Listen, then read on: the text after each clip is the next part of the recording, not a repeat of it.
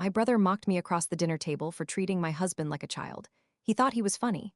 Everyone laughed. So I finally said the thing the whole family had been pretending not to see for years. Before I even finished the sentence, his wife pushed back her chair, grabbed her purse, and walked right out the front door.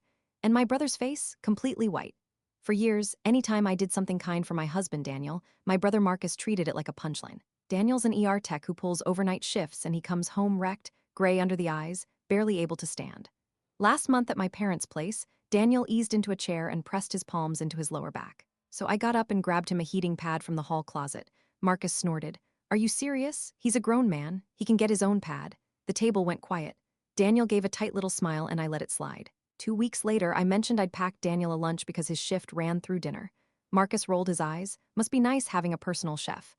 Daniel just looked at his plate. I could see it land on him. Then came last Sunday. Daniel had mentioned his feet were swollen from being on them 14 hours.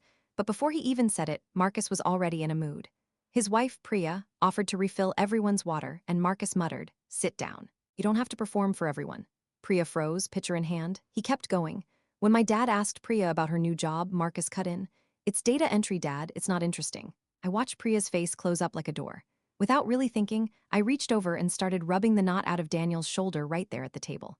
Marcus dropped his fork so hard the plates jumped. "Oh my God, why do you always do that? He has hands. He's not an invalid." He wasn't even looking at Daniel. He was staring at me like I was the one humiliating him. "You treat him like he's made of glass." Daniel whispered, "It's okay," and pulled his shoulder away, shrinking into himself. My mom cleared her throat. My dad studied his potatoes. Nobody spoke. Then Marcus leaned back with this smug little smile and added, "You know what's funny? You never fussed over me like this growing up. I'm your actual blood. He's just a guy you married." And that's when something in me snapped because I suddenly understood this had nothing to do with Daniel. It was about Marcus and Priya. Priya is one of the gentlest people I know. She remembers everyone's birthday. She still tries to hold Marcus' hand at family dinners, and I've watched him pull away every single time for 9 years. On their honeymoon, he'd booked a surprise suite, and she'd spent the trip pointing out everything wrong with it. He'd stopped surprising her after that. At my wedding, Priya pulled me aside, eyes wet, and said, "I don't know what I do wrong. When I'm affectionate, he says I'm needy. When I give him space, he says I'm cold. There's no version of me that's right." I had no answer for her, and I'd hated myself for it ever since. So, sitting there listening to Marcus mock me for being kind to my husband while Priya sat shrunken beside him, I couldn't swallow it one more time. I set my napkin down and looked right at him. "Marcus, you really want to know why I treat Daniel well?" His smile flickered. "Because he says thank you," I said. "Because when I bring him something, he doesn't act like I've insulted him. Because being good to someone is easy when they let you." Marcus' face darkened. "That's not the point. It's exactly the point," I said. "Daniel isn't spoiled. He's grateful. What's actually bothering you is that Priya stopped getting any of this from you years ago." He opened his mouth, but I pushed on before I lost my nerve. "She stopped because every time she tried, you told her it wasn't good enough. You taught her to give up. I've watched you do it for 9 years." The table was dead silent. My mom sat down her glass. Marcus hissed, "Don't you dare talk about my marriage."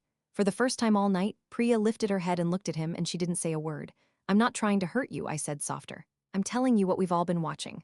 Marcus shoved his chair back and stood. "Unbelievable. You ambushed me in front of everyone." He snatched his jacket and was gone, the door cracking shut behind him. Priya stayed seated for a long moment, staring at her hands. Then she stood slow and steady.